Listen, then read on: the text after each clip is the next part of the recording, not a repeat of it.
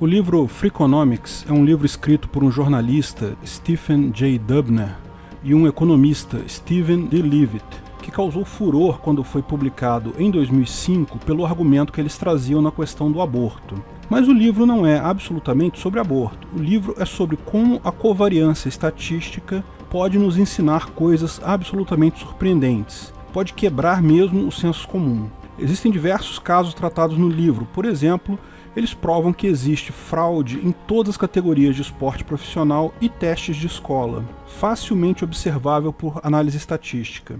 Explicam por que é melhor para a prostituta ter um cafetão, melhor para ela economicamente do que trabalhar sem um, e muitos outros pontos polêmicos. O argumento a favor do aborto que eles mencionam no livro, você provavelmente já ouviu falar. O aborto foi liberado nos Estados Unidos nos 3 primeiros meses de gravidez na década de 1970, com o caso famoso de Roe versus Wade. Mas os estados e cidades legalizaram o aborto em pontos diferentes do tempo depois disso. Então, os economistas pegaram várias cidades que legalizaram o aborto em datas diferentes e fizeram uma correlação disso com a criminalidade nessas cidades. Não apenas cidades dos Estados Unidos, mas pegaram casos também do Canadá e da Austrália que também passaram por esse processo. O que eles observaram é que 20 anos após a liberação do aborto em uma região, registra-se uma diminuição de 40% dos índices de criminalidade. O pessoal das antigas lembra que Nova York era uma cidade conhecida por ser muito perigosa na década de 80, quando um prefeito famoso de lá, o Rudy Giuliani, implementou uma política da janela quebrada, que prendia gente por qualquer coisa, se quebrasse uma janela já era preso. Muitos atribuíram a essa política a redução da criminalidade em Nova York. Mas quando tal política foi implementada em outras cidades, não se verificou diminuição sensível no crime. De fato, o crime em Nova York caiu nos anos 90 justamente devido à legalização do aborto nos anos 70, 20 anos antes. O que pode ser verificado porque o mesmo aconteceu em outras cidades, numa correlação muito forte com a data de liberação do aborto.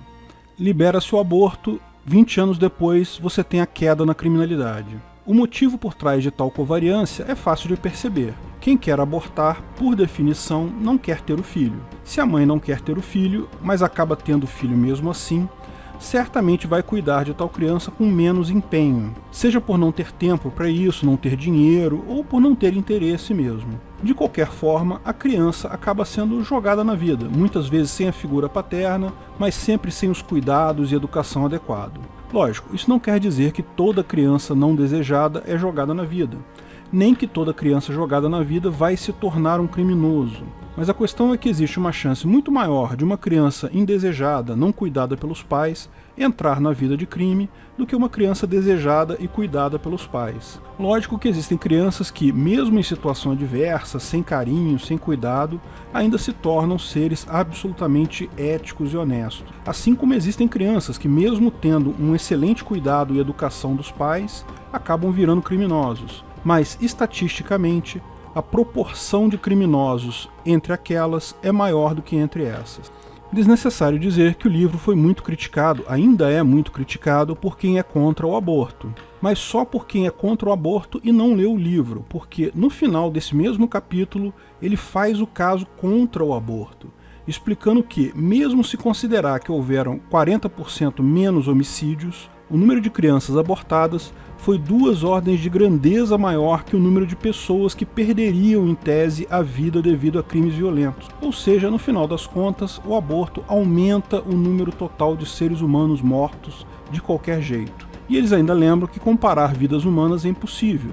É impossível saber se uma das crianças que foi abortada não seria um gênio que faria toda a diferença para a humanidade. No final das contas, argumentos utilitários são assim mesmo, não levam a coisa alguma. Sempre vai depender do seu ponto de vista. O único argumento válido sobre a questão do aborto é a propriedade privada. Explico essa minha posição sobre o tema, que é essencialmente a mesma posição do Rothbard, do Hoppe e de tantos outros libertários no vídeo Aborto Fere o PNA, mas esse vídeo aqui é sobre um outro ponto levantado no mesmo livro. Antes de continuarmos o vídeo, aproveite para curtir e se inscrever na página. Clique no sininho para ser avisado de novos vídeos. Como medir a ética? A palavra ética tem uma série de definições por aí. Uma delas é a que usamos na ética libertária ao descrevermos o PNA, o mínimo comum de regras de convivência que são aceitas por todos os humanos, como explicamos no vídeo o que é o PNA. Outra definição, um pouco diferente, é a usada no momento que derivamos a ética argumentativa, onde ética é um conjunto de regras que podemos definir a priori, com base na convivência pacífica e perene numa sociedade humana. Falamos sobre isso no vídeo O que é a ética argumentativa. Mas no livro Freakonomics, os autores definem a ética como a qualidade da pessoa que faz o certo, mesmo quando não existem punições para o comportamento errado. É a famosa história do Anel de Giges, que é uma história contada na República de Platão. A história é mais ou menos a seguinte: Giges era um camponês, pobre e trabalhador, muito honesto e religioso, super respeitado. Um dia, após uma grande tempestade, Giges acha um anel no campo que ele estava pastoreando as ovelhas ali. Ele acha o anel bonito e o usa, mas dia menos dia ele percebe que se girar o anel, Giges fica invisível. Daí, o que se segue na história é uma sequência de ações. Inicialmente, ele só faz coisas inofensivas enquanto invisível, mas cada vez mais percebe o poder daquele anel. Ele pode fazer o que quiser, ninguém vai ficar sabendo. Progressivamente, ele começa a fazer coisas piores e piores, mata a rainha, trai o rei. Ele se torna uma pessoa absolutamente má, ou seja, a pessoa que é boa apenas por medo de punição. Não é de fato uma pessoa ética.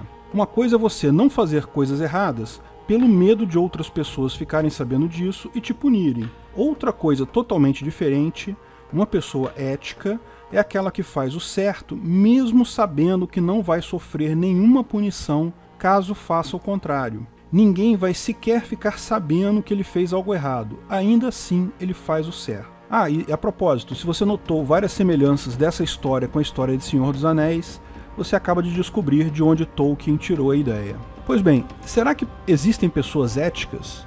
Existem pessoas mais éticas que outras? Será que o brasileiro é menos ético que a média mundial? Quem não conhece a famosa lei de Gerson?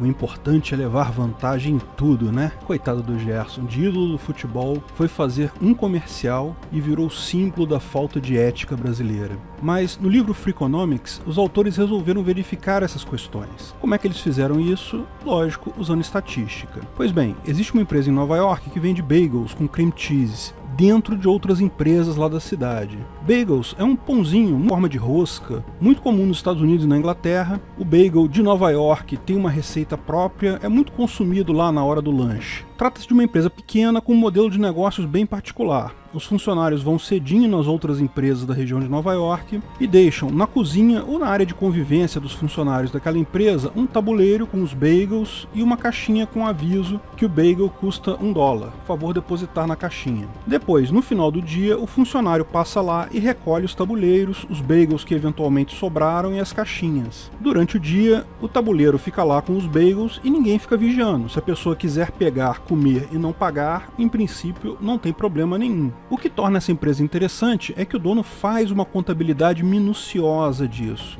Ele tem os dados de cada dia, cada empresa, quantos bagels foram entregues, quantos foram consumidos, quantos retornaram, quanto foi pago, se houve alguma perda por cair no chão, esse tipo de coisa. Todos os dados tabulados cuidadosamente desde a fundação da empresa, coisa de 20 anos atrás. E por que ele faz essa tabulação toda? Porque, lógico, ele precisa saber quantos são pagos e quantos não são pagos para incluir esse fator no custo final do produto. No final, o negócio dele dá lucro, porque mesmo que algumas pessoas peguem sem pagar, a maioria paga, então o custo dessas perdas contabilizados ele ainda consegue ter lucro. E o cara é muito meticuloso, ele anotava tudo, o dia, o endereço da empresa, o bairro, até o andar do prédio em que ficava a cozinha onde ele deixava os bagels.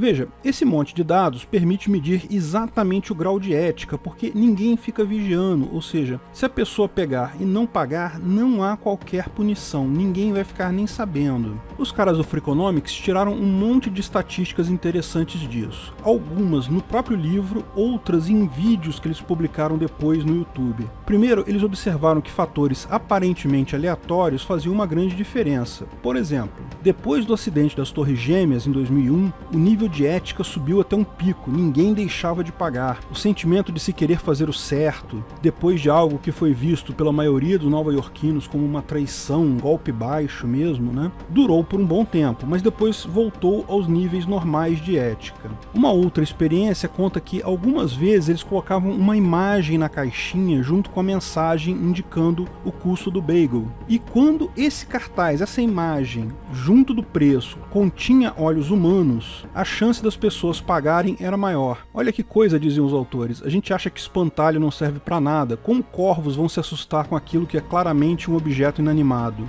Pois bem, nós humanos também temos isso. Apenas o fato de haverem olhos humanos ali na caixinha tem o efeito de aumentar a arrecadação. Uma pessoa, particularmente, não vai se sentir ameaçada por aquilo. É só a imagem de um olho. Mas, subjetivamente, no inconsciente dela, é um pouquinho maior a chance dela pagar pelo bagel. Mas, tirando esses fatores subjetivos e temporais, os estatísticos tabularam os dados todos da empresa e descobriram que a taxa de ética da população é muito constante. Ela fica em torno de 85%, ou seja, 85% das pessoas pagam os bagels, mesmo sabendo que não vai haver nenhuma punição caso não façam isso. Ninguém vai nem ficar sabendo. Mas o mais impressionante da estatística é que o tal número é muito constante entre vários fatores objetivos. Por exemplo, tabuleiros que ficavam em áreas pobres da cidade, lá no Bronx ou nos confins do Brooklyn, registravam a exata mesma taxa de ética que bandejas colocadas em prédios chiques do Upper West Side, do Sorro, de lugares super ricos de Nova York. Empresas no centro financeiro que giram bilhões de dólares em um dia tinham o mesmo grau de ética que empresinhas na região portuária e que lojinhas no centro turístico que vendem bugigangas a 99 centavos para turistas. Muitos brasileiros, ao conhecer essa história, a primeira ideia que vem à mente, se fosse aqui no Brasil o pessoal roubava até a caixinha com dinheiro, roubava até o tabuleiro. Pois é, mas isso se trata de puro preconceito. Existem bem poucos negócios desse tipo no Brasil, é verdade. Mas aqueles que existem, o povo tende a ter um nível de ética muito similar a esse registrado em Nova York. Lógico que alguns não vão pagar, mas a maioria paga. Até exemplos como o BRT aqui no Rio de Janeiro, se você não conhece o BRT aqui, é aquele tipo de ônibus rápido, que já existe em outras cidades também. Ao invés de você ter a roleta no ônibus, você tem a roleta na entrada da estação de ônibus, você paga ali e quando o ônibus para, todo mundo entra muito mais rápido porque a passagem já está paga, ninguém precisa passar pela roleta. Mas existem frequentes casos de pessoas que se apoiam na beirada da estação ou simplesmente forçam as portas para entrar sem pagar. Isso é notícia aqui, volta e meia. Mas, no final das contas, o número estimado de pessoas que usam o BRT sem pagar também está nessa faixa. Pegando os números da estimativa de pagantes para o ano de 2018, que foi 420 mil passageiros por dia, só no BRT Transcarioca, e o número divulgado pelo jornal O Dia da estimativa de pessoas que entram sem pagar, também só no BRT Transcarioca, que é de 74 mil pessoas, a conta dá exatamente 15% das pessoas que não pagam. Tem o caso de uma sorveteria no interior de São Paulo também, com atendimento não assistido, teve uma quantidade de pagantes de 84%, ou seja, parece que a ética humana é mais ou menos constante mesmo, não depende da cultura, pobreza, raça ou riqueza, nem de ser brasileiro ou não. Percebe-se também que isso é um indicador claro que é um erro culpar a pobreza por altos níveis de criminalidade. Alguém ser pobre não o torna menos ético que a média das pessoas. Da mesma forma, pessoas ricas, religiosas e conservadoras também apresentam os mesmos 15% de taxa de quebra de ética.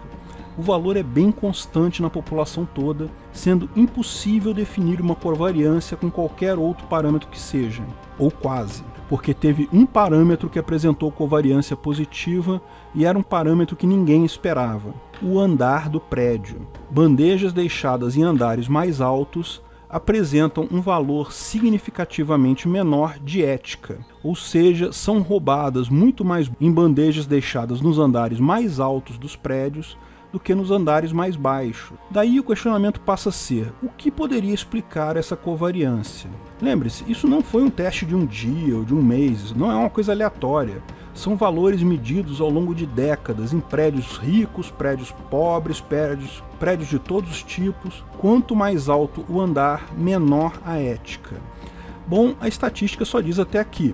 Os autores até advertem que tudo a partir daí é mera especulação deles, mas é bastante fácil perceber que os andares mais altos dos prédios tanto em Nova York quanto aqui no Rio de Janeiro também, são ocupados principalmente pelos cargos de alta gerência e diretoria das empresas. Conselhos de acionistas e a presidência tipicamente ficam nos andares mais altos. Ou seja, percebe-se claramente que, em estruturas hierárquicas de poder, quanto mais alto você está na hierarquia, menos ética você tem.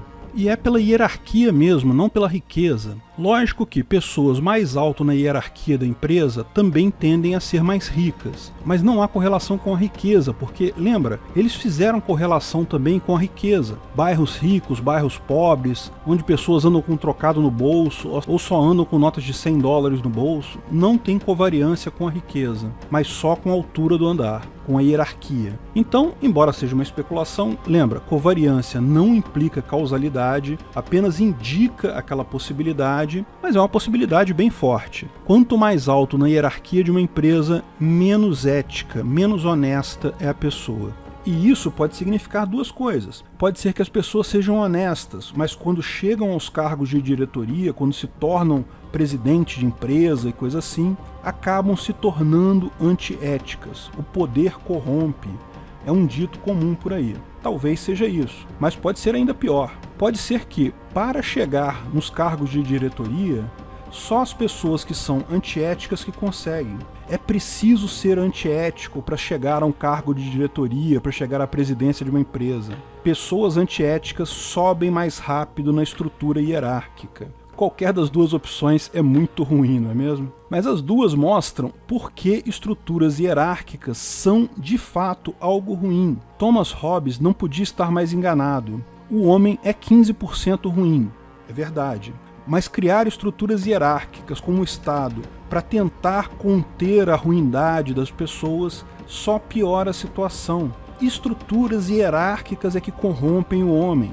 O Estado não é um moderador do mal humano. O Estado, como todas as organizações hierárquicas, é na verdade uma grande fonte desse mal. Felizmente, devido à informação descentralizada, é uma fonte de mal que está prestes a acabar, ou a se tornar muito pequena. Obrigado por assistir nosso vídeo. Comente abaixo se tiver dúvidas ou sugestões de novos temas.